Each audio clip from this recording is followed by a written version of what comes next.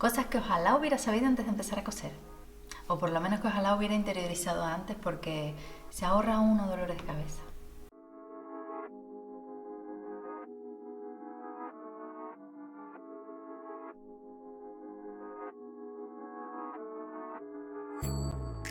Muchas veces cuando uno empieza un hobby hay cosas que no sabe y hay cosas que uno debe escuchar más atentamente y hacer caso. Y estas son las mías. La primera de todas es paciencia y práctica. Como todo, hay que tener paciencia en la vida y esto es algo que lleva muchísima. No es solo llegar y coser 2 telas y ser la próxima Chanel, sino que hay que tener mucha paciencia con lo que estás haciendo, hay que practicar muchísimo y lleva su tiempo. Yo personalmente me disgustaba muchísimo cuando algo no quedaba como yo esperaba y tampoco es cuestión de estar tirando cojines por la ventana.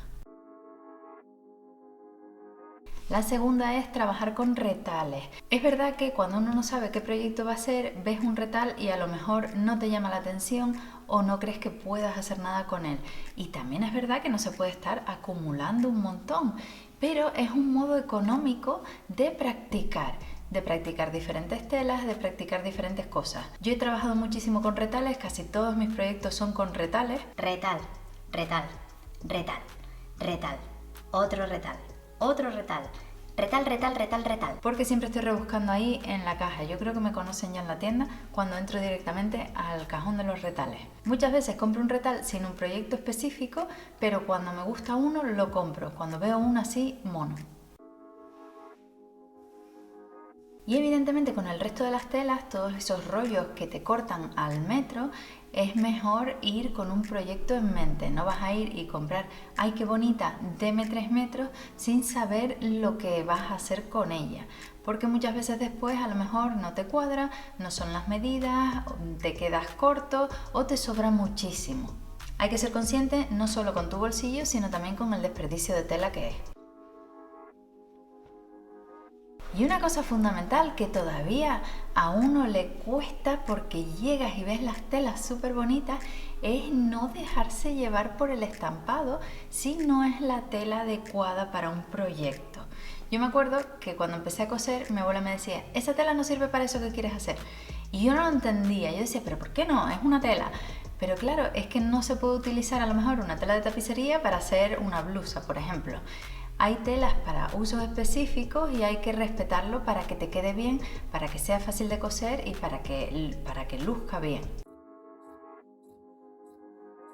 Y esto me lleva al siguiente, que es, aunque dije que no se puede desperdiciar, sí es verdad que hay que comprar un fisquito extra porque nunca sabes cómo va a funcionar la tela cuando la cortes, si a lo mejor quieres casar el estampado, ya sí que tienes que calcular a lo mejor cuánto extra tienes que comprar o incluso cuando la laves no sabes cómo va a encoger.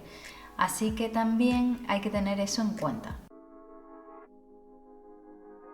Y como acabo de decir, evidentemente hay que lavar y planchar incluso las telas antes de utilizarlas. Lo de lavar es fundamental porque las telas encogen. No quieres hacer un vestido monísimo que después te encoja en la lavadora. Eso me pasó una vez con un vestido violeta que era una monada. Y no me lo pude poner más nunca en la vida porque se quedó así. Y lo de planchar también, claro, según el material, hay telas que se arrugan muchísimo, no puedes cortar sobre una tela arrugada, tienes que plancharla. Evidentemente esto no pasa con todas las telas, esto pasa sobre todo con las fibras naturales, todas las cosas que sean de algodón, de lino, no tanto con telas que tengan un punto elástico, pero de todos modos laven por si acaso. Hay que cortar al hilo.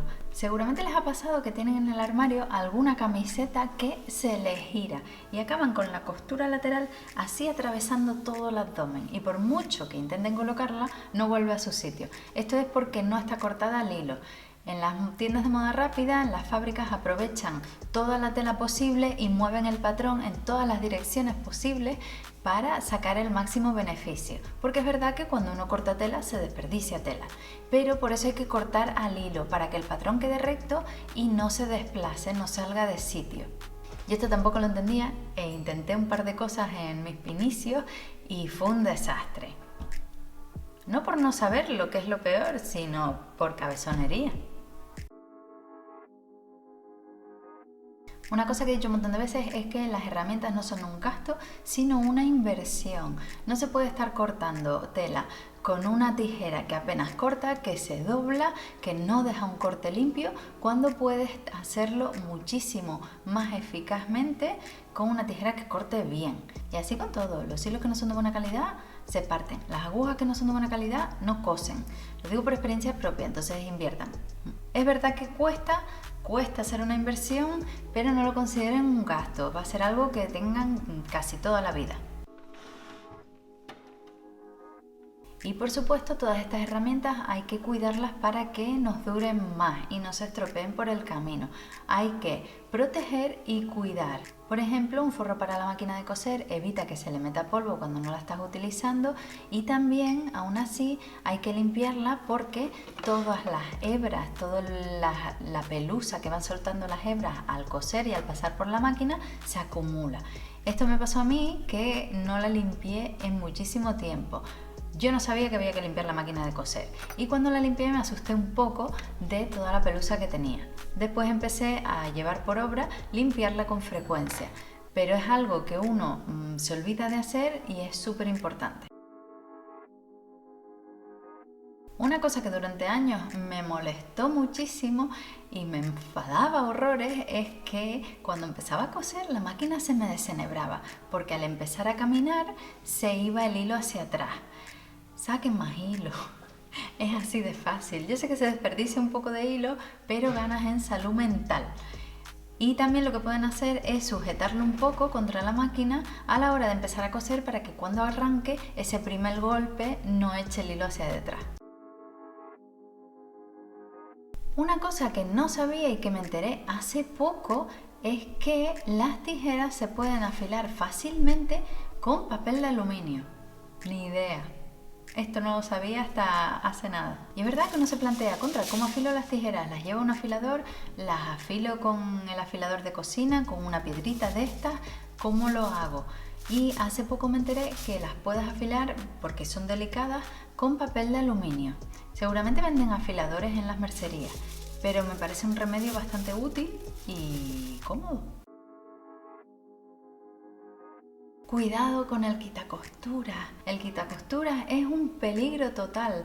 Puedes cortarte, me ha pasado, puedes cargarte una prenda, me ha pasado, o puedes abrir un ojal más de lo necesario. También me ha pasado.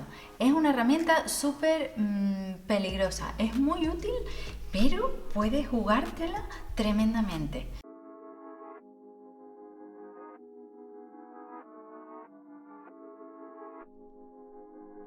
Y estas son las cosas que ojalá hubiera sabido / escuchado más atentamente antes de empezar a coser.